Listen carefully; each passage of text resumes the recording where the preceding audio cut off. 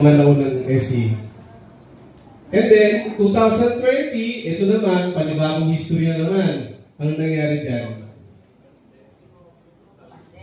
Pandemic tayo dyan, yan yung nagkaroon ng lockdowns, tama?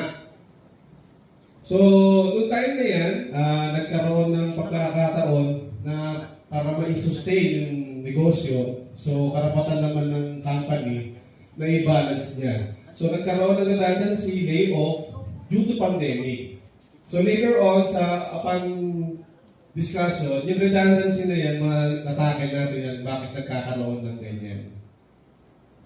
So, after yan, habang during the pandemic, nagkaroon na tayo ng changing, ng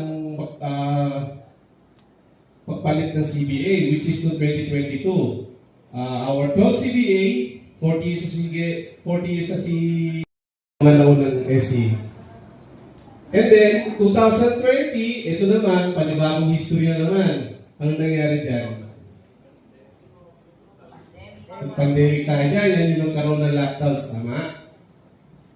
So, noong time na yan, nagkaroon ng pagkakataon na para ma-sustain yung negosyo. So, karapatan naman ng company na i-balance niya. So, nagkaroon ng redundancy layoff due to pandemic.